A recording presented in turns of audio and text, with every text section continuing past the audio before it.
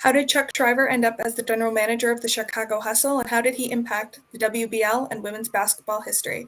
Chuck Shriver joins us to discuss his time with the Chicago Hustle and some of his favorite stories from that time. Locked On Women's Basketball starts now.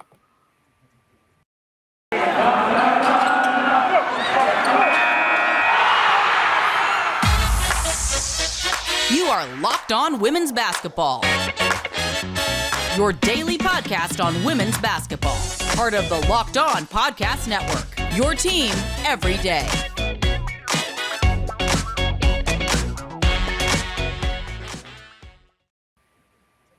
Welcome. You are Locked On Women's Basketball. I'm Natalie Heavren, and I'm a features writer and the Atlantic 10 beat reporter for The Next.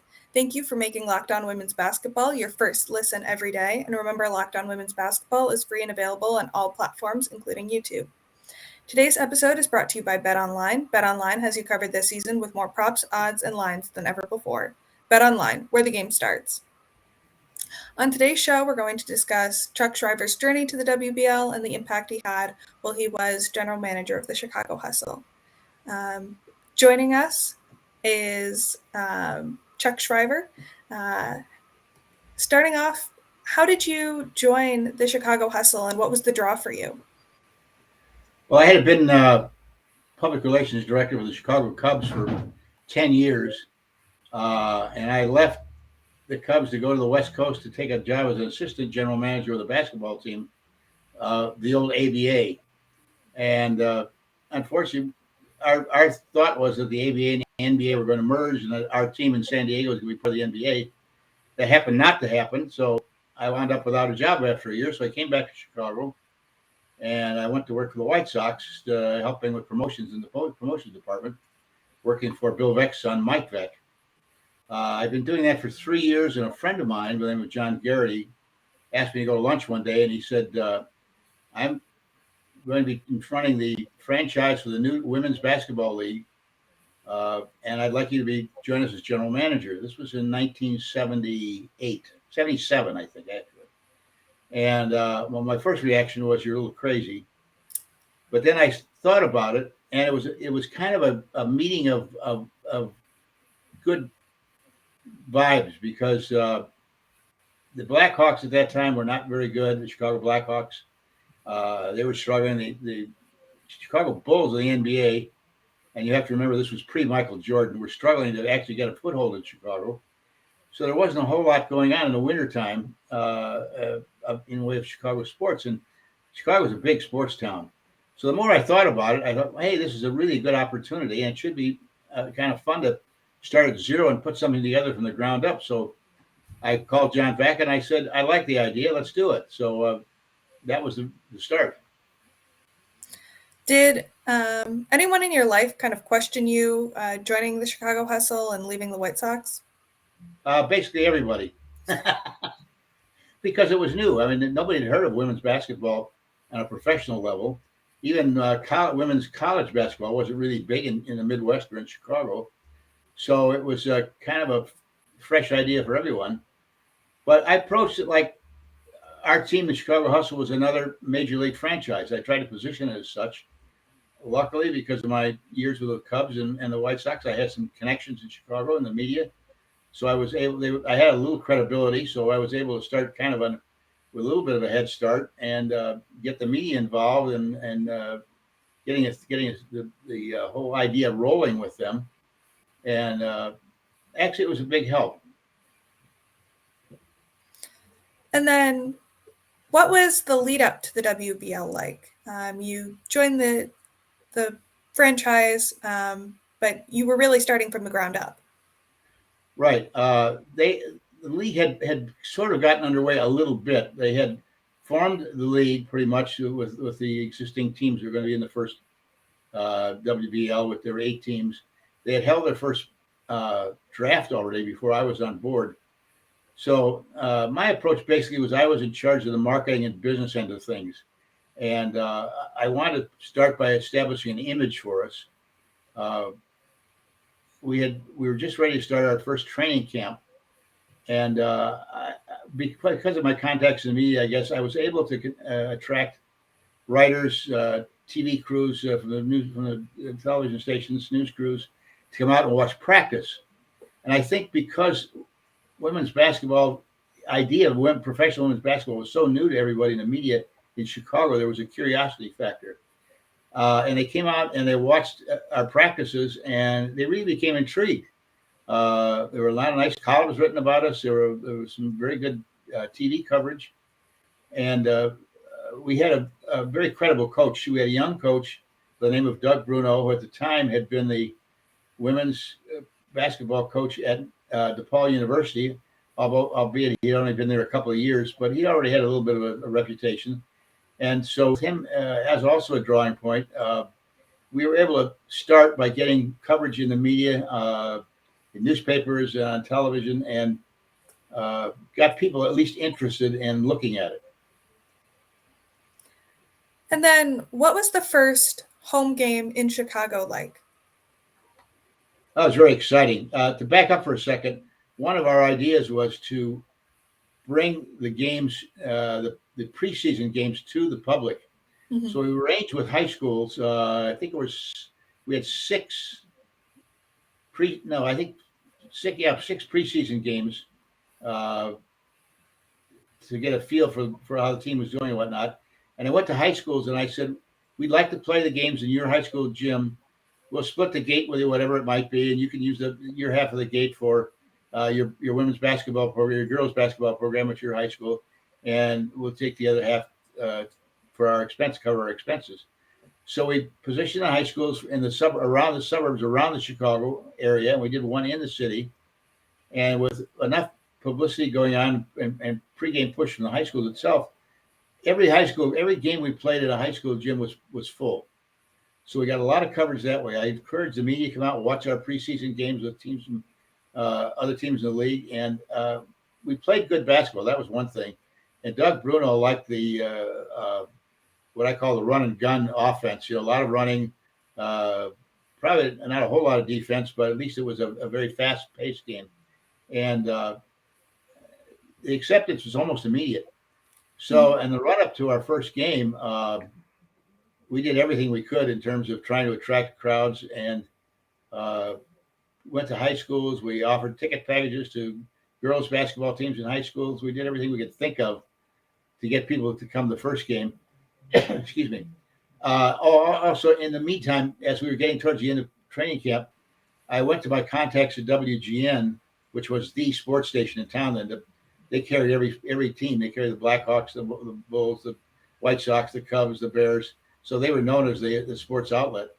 And I knew the sports producer at WGN pretty well, in fact, because I'd worked at WGN prior to the Cubs. So I went to the sports producer. His name was Jack Jacobson, sort of hat in hand. And I said, Jack, we don't have a product yet on a court, but you've seen our build up to what we're doing. I can't offer you a lot, but I said I would like to challenge you to try and experiment and telecast a couple of our games and see what you think. So after some discussion, he said, okay, we'll do 3 home games. They paid us a rights fee, but minimal, and I knew it would be minimal because we didn't have much to offer at that point. And they did the first game, which was a sellout. I mean, we did everything we could to get the crowd in. We played, I should back up and say, we played at DePaul University's gym in the heart of the northwest side of Chicago, which is a good placement for us because the gym held 5,000, so it was easy to fill in the sense that we didn't have a huge stadium to fill. We had a nice sized stadium to fill, and we had a full sellout crowd the first game. WGN telecasted. The guy who did the play-by-play on the telecast was the Cubs play-by-play man, a man by the name of Vince Lloyd. And WGN hired Johnny Kerr, who was a basketball legend in Chicago, to do the color on the telecast. And so the gym was rocking that night because it was a full crowd. We had television coverage. And WGN did 3 games in the first 2 months of the season, I believe. And Jack Jacobson called me after the 3rd game, and he said, "You're not going to believe this." And I said, "What?" He said, "Your 3 games outdrew the Chicago Blackhawks telecast. So we want to do more games." So he reached an agreement to do 6 more games. So during that first season, we had 6 of our home games televised, which was a big boost because they reached a very wide audience. So it kind of got the ball rolling. That and the fact that the team played well, uh, and so we got almost instant success, I would say, or almost instant acceptance. Let's put it that way. In the first 3 months or so.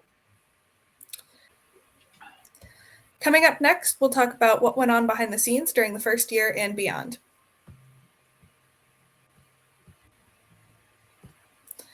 BetOnline.net is the fastest and easiest way to check in on all of your betting needs, and yes, even your women's basketball betting needs. I personally am not a sports bettor, but I love that BetOnline offers these options for women's basketball across the board. Throughout the WNBA season and the WNBA playoffs, BetOnline made it easy to place a bet with just a couple of clicks, and now that it's time for the World Cup, you can bet on that as well. From the WNBA and women's basketball as a whole, to the MLB, NFL, NBA, and NHL, BetOnline.net has got you covered for odds, lines, and games. Head to BetOnline today or use your mobile device to learn more about the action happening today. BetOnline, where the game starts.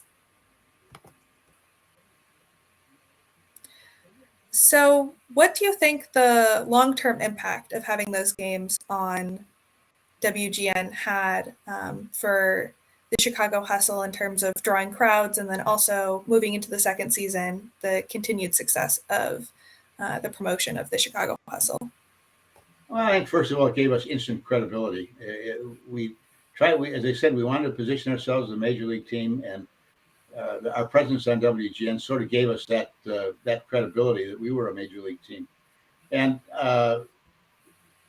frankly, I used my experience at the foot of Bill Veeck, who was one of the promotion masters of all of professional baseball, and tried to steal every idea that I could from him in terms of what we did in promotions. We did everything we could think of. We had a giveaway at every game. We had a promotion with a soft drink company that the team scored more than 100 points. They got free drinks. We gave away miniature basketballs. We gave away everything we could think of. So everybody walked away from a game with something in their hand as well. So it was just, it was more successful even than I could have hoped to begin with, as far as I was concerned. And again, the team was a winning team, so that helped a lot. The players were very personable. That was a big help. We walked a kind of a fine line between getting fans too familiar with the players, but we wanted the players to be accessible. Luckily, at DePaul University, it was a private university, so there was a huge party room right off the basketball court, which was called the Blue Demon Room because the Hustle was, DePaul was the Blue Demons. That was their nickname. So we were able to use that room as a post-game room. We had snacks in there and a bar, and you could get soft drinks, whatever. And we asked the players, we didn't tell it was mandatory, but we asked the players to come in after they showered and changed clothes, come into the Blue Demon room and mix with the crowd a little bit. And they did, and they were very happy to do it. And that kind of established a real following, a fan base for us that became very involved with the team. And that really got us rolling. And I like to tell the women now that when I see them and talk to them that they were a league of their own version, a basketball version of the league of their own. They were very much pioneers. And then, did you enjoy being a part of a new league and building everything yourself? Oh, it was a lot of fun. It really was. It was probably the most fun time of my career. I went on after the Hustle. I went back to the White Sox and I was PR director for the White Sox again for 10 more years. But I think I always look back on those 3 years with the Hustle as being probably the most exciting time of my career. It was just a lot of fun to see your baby come alive and prosper. And truth was, we were financed well enough. We could have gone on for another 5-6 years. But unfortunately, other teams in the league weren't as well financed, and this league started to fall apart. And you can't play yourself all the time, so you couldn't keep going. And the last time we spoke, you talked a lot about the creativity you needed to use. Can you tell me more about how you transported the away teams? Yeah, that was kind of interesting. I don't know how it's done today, quite honestly, but back in those days, in the NBA and in the NHL, the home team was responsible for transportation for the visiting teams, from the airport to the hotels, and hotels to practices, and hotels to the arenas and whatnot. And so the WBL followed that same formula, uh, and we were pricing limousine and bus services. This was preseason to get the other teams around, and realized it was going to cost a heck of a lot of money. And we were operating on a shoestring to begin with. So someone, and I don't remember whether it was me or John Garrity or Doug Bruno, somebody came up with the idea of getting an old school bus. So John Garrity and I went out to a school bus company here in the suburbs of Chicago, and they must have had 100 used buses sitting in their lot.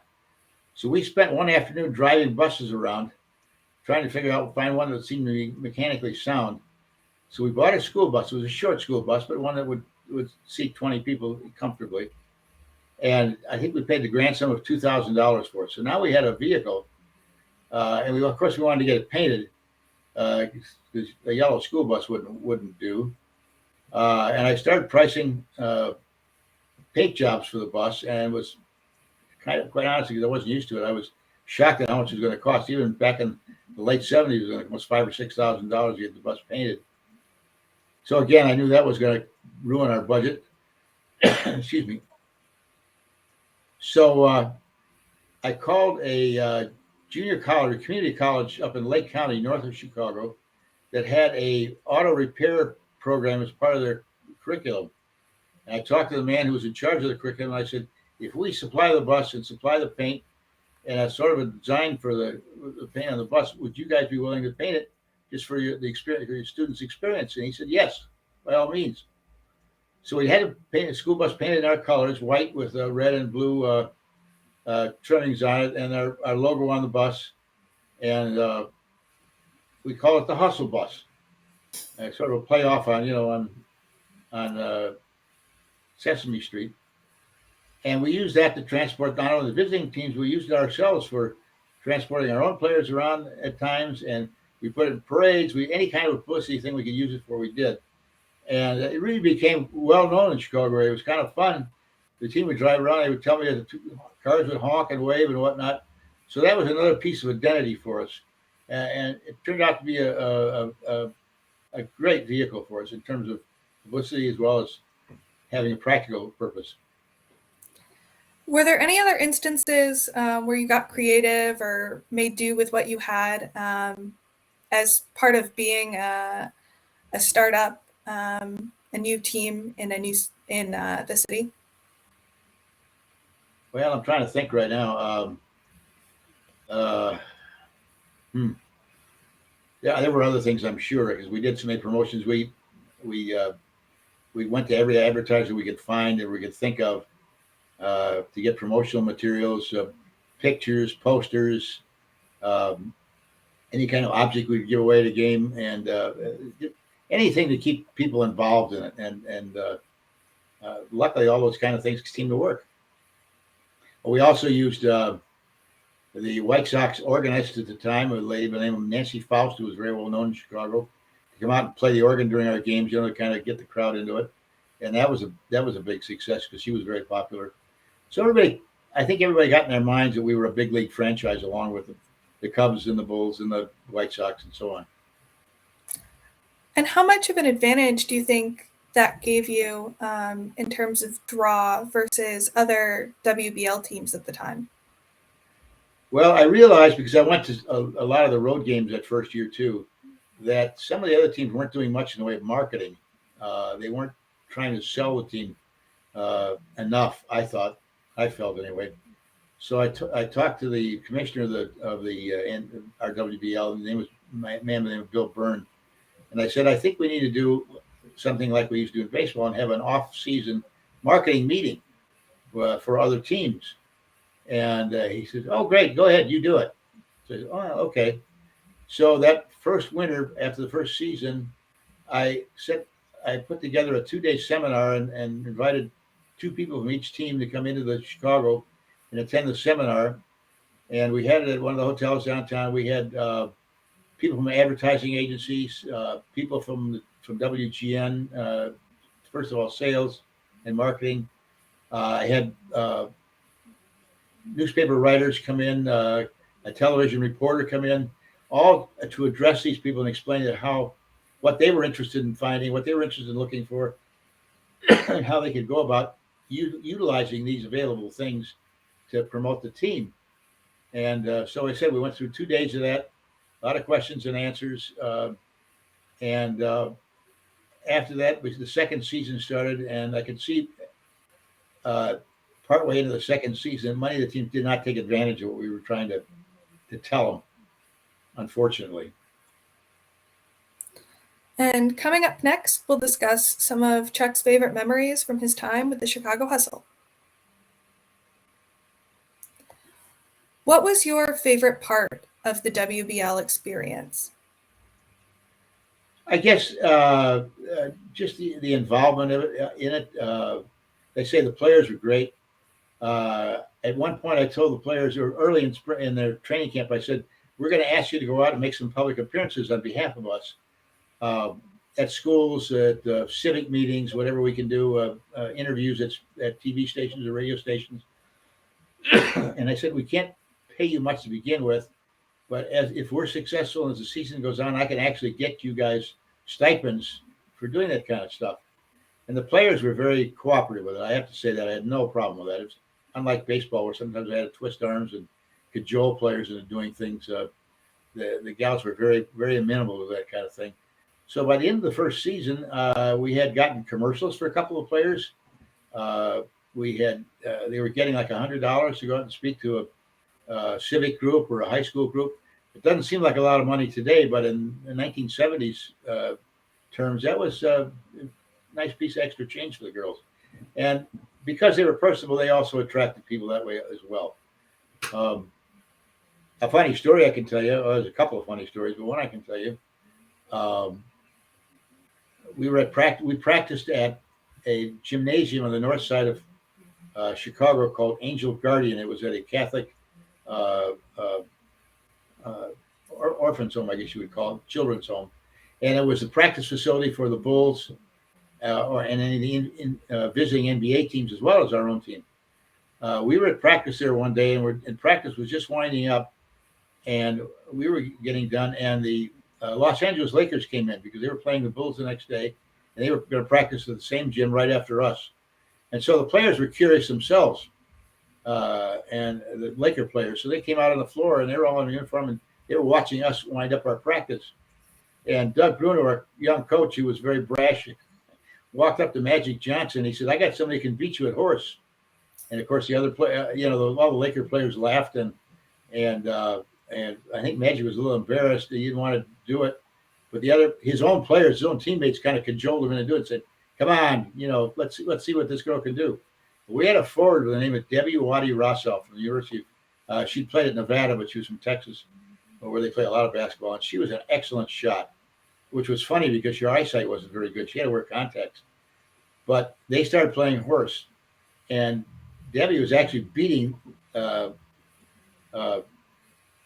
Magic Johnson until he got a little frustrated, and his own teammates were really giving him the business in the background. So finally, he started doing jump shot or layups, not layups, hook shots and dunks and whatnot.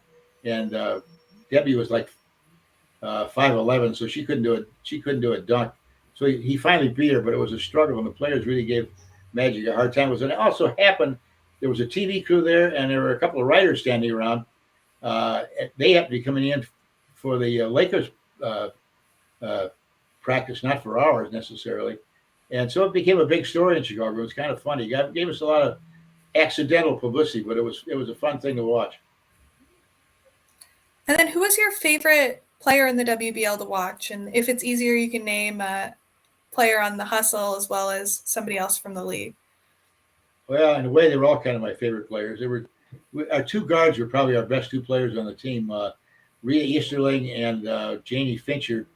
And also we had one of our forwards was Liz Galloway. Janie was an interesting player because you could see from the beginning of practice that she was a very accomplished player. She did everything very naturally. And we found out later that she had 4 brothers. She was the only girl among 4 brothers in her family. So she played basketball against her brothers all the time. So she was very used to basketball and was just a natural. So she was very good as our shooting guard. And Rita Easterling was a little torpedo. She was short, but she was fast, and she was our point guard and kind of our quarterback on the floor. And she was really excellent too. And she was little, but she got in and around the other players and had a deadly shot. And Liz Galloway was our best defensive player by far. She was a very intelligent player, and uh, she also helped run the offense. So I think those are probably my favorite players. Was there anyone else that you love to watch from a visiting team? Well, Molly Bolin from the Iowa Cornets team was absolutely a deadly shot. Her nickname was Machine Gun Molly, and we've laughed ever since. In fact, 2 years ago when we were at the Women's Basketball Hall of Fame, Molly and Liz were laughing at that. Liz was always charged with guarding Molly, who was probably the hardest player in the WBL to guard. And Liz was laughing about the fact that she always fouled out when she was guarding Molly because Molly was quick and it was a good shot. So WBL all over her all the time. That was a fun thing. And then looking back, what kind of legacy did you hope you left on the WBL and women's basketball? Well, 2 things, I think. Number one, we demonstrated to the city of Chicago that women's basketball was a very viable sport because they said people in Chicago had not had much exposure to it prior to the hustle. I also think we established the fact, even though we only lasted 3 years, that it was a possibility to establish a women's basketball league that could have sustainability. And thirdly, I think was the lasting history. Almost all the players went into coaching afterwards. So that league spawned thousands and thousands of hours of coaching, of good coaching, which I think helped propagate and carry on women's basketball at a fairly high level. And then, did you have a favorite game from the WBL? Was it the first one, or maybe a different home game later on? Oh, I think it was our first game, mainly because it was the first league game. It was our first home game, and we had a full house. We were on WGN. I said, yes, we're going to do it. It's going to happen. Because, starting up, you always have a little question in the back of your mind. You think you know what you're doing, and you think you can make a success out of it, but you're never quite sure that you actually see it. And that is a great feeling of joy that something your baby has grown up, so to speak. That's all that I had for you, Chuck. Thank you so much for joining us, and to all of our viewers. Have a great weekend, and thank you for making Locked On Women's Basketball your first listen. And now go make the NBA Top 50 on Locked On NBA your second listen. Which NBA player moves the betting line the most this season? Locked On and the Bet Online odds makers present the NBA Top 50 most valuable players. Find it on Locked On NBA wherever you get your podcasts and on YouTube.